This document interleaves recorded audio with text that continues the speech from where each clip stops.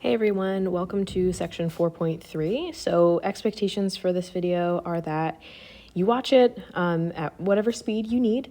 Feel free to pause and take notes, but treat this like a normal lesson in class. I'll be going through the normal slideshow, and then in the second video, I will be working through a packet, and then we'll go from there.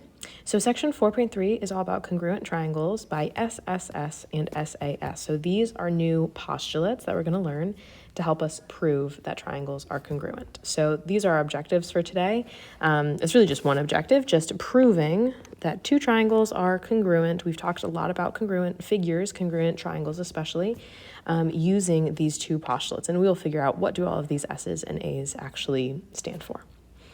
So postulate number one, sometimes we'll refer to these as theorems.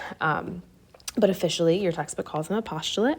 So this is basically saying if you have three pairs of sides, so AB is congruent to DE, and if you also know that BC is congruent to EF, and you also know that AC is congruent to DF, you don't need to know anything about the angles. If you know you have three pairs of congruent sides, SSS, then that's enough to say that the triangles are congruent.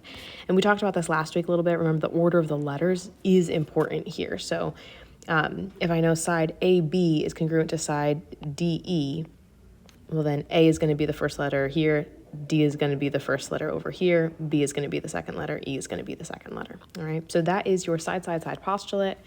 Eventually, when you guys are working on comp notes in another couple of days, these will end up in your comp notes. For now, put either this whole thing or a shorthand version of this in your regular notes. So we're going to dive right into a proof. So go ahead and create that proof down here. So take a moment, draw out this diagram. You have what looks like a rectangle, ABDC, and we have a couple of triangles inside there. Super short proof. So we're going to start with our givens. I guess I should add little segments over there. So I can say that AB is congruent to CD, that's a given, and they're also telling us that AC is congruent to BD. And we can see that on marked up on this diagram, right? They're telling us by these dashes that AB and CD are congruent, and that AC and BD are also congruent. So that's just given. Next up, in order to use this postulate, I need to state that all three pairs of sides are congruent.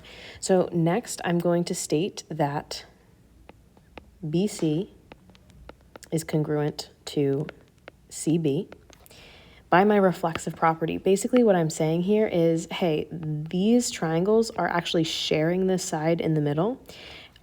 It would not officially be wrong for you to say BC is congruent to BC. You could totally say that. The only reason that I put BC is because, again, I'm looking at the order of the letters over here. It would be segment BC and triangle ABC, but it would be segment CB and triangle DCB over there, right? But it's the same line, so my reflexive property says something equals itself. CB equals CB, BC equals BC, or the way that we put it here, BC equals or is congruent to CB. All right, so now that I've stated that I have three pairs of sides that are congruent, I can just prove triangle ABC is congruent to triangle DCB, and that's using our side postulate. It might feel silly in these ones to do this step to state that something equals itself, but again, in order to use these postulates, you must state in your proof that you have three pairs of congruent sides. All right, let's keep going with this. Here's our next postulate. Right now, I'm just introducing them. We'll do a couple examples, and then in the packets, we'll really be able to get into some proofs. So this one is saying if two sides, so over here, I have this side AB. Let me change my marker color. We have side AB is congruent to side DE. We know that AC is congruent to DF, and then this included angle A is congruent to angle D over there. So here, order of letters is also important. I'm saying side included angle, and then other side. If I know those things are all congruent, side, angle, side, again, it's the included angle, then that's enough to state that these two triangles are congruent. I don't need to know anything else about the triangles, but with side, included angle, and side, that's plenty. So that's your second postulate for today. When I get back in the next couple of days, we will enter into some other postulates. These will be on your quiz on Friday. But for right now, side, angle, side. All right, head into your second proof. So again, feel free to pause this video whenever you need to and fill out your statements and reasons table. All right, so this next one, we have a diagram that kind of looks like a bow tie over here. We'll actually see that that's a pretty common diagram. I'll talk about that in a couple minutes in the video. So the figure with congruent segments shown by equal number of tick marks. So that's just another way to tell us our given. So we're going to basically just use our diagram over here, and you can see that that's already been done for statement number 1. The segments with 1 tick mark are segment AB and BC. Those are congruent. And then they're also telling us that segment EB is congruent with segment BD, just again based on that diagram given.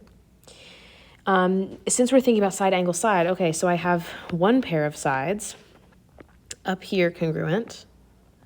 I have this other pair of sides. In order to use side angle side, I want these included angles to be congruent. So that should be our next statement. What would be your reason for that, or your justification to say angle 1 is congruent? There's the bell, super fun. Well, we could say vertical angles theorem, right? That's a pair of vertical angles. All vertical angles are congruent. Now I have 2 pairs of sides, and the included angle is congruent, and I can state triangle ABE is congruent to triangle CBD. And that is using your SAS postulate. So the next handful of examples, I'm just going to show some diagrams, and we're going to say, hey, do we have enough information to prove that these things are congruent, yes or no? So for these, we see that we have this pair of congruent sides with the 1 tick mark, another pair of congruent sides with the 2 tick marks, a third pair of congruent sides with the 3. Yeah, okay, cool. That is plenty of information to say, yes, side, side, side proves these angles are congruent. Or sorry, these triangles are congruent. All right, what about example 4? Do we have enough info to prove that these are congruent? So here we can see, okay, I have 2 sides that are 10 millimeters, another pair of sides that are 13, so 2 pairs of congruent sides. The included angle is the same, so yes, side angle side proves these congruent. All right. What about this one? So I do have 2 pairs of congruent sides here. I have this pair of sides. I have this other pair of sides with the 2 tick marks, and I have a pair of congruent angles. So at first it might seem like side angle side, but remember, positioning does matter. So this angle in this diagram is included between those 2 sides, but this one isn't, which means no. Ooh, the red is really not working for me over here. Let's change that. No. Not enough information to prove that these are congruent. Okay, what about this one? Enough information based on this diagram? Well, yeah, because I do have this pair with the 1 tick mark. I have this pair with the 2 tick marks, and this third pair is a shared side. So again, think back to that reflexive property. Yeah, that's plenty of information to say these things are congruent by side, side, side. Proves these congruent. All right, so to close off our video, or our first video, anytime you see certain types of diagrams, so for instance, that last example, anytime you see diagrams like this, chances are you're going to use your reflexive property in order to say that that shared side or that pair of sides is congruent. All right, so that's a little shortcut. Anytime you see a diagram like that, chances are you're going to use your reflexive property to prove a pair of sides congruent.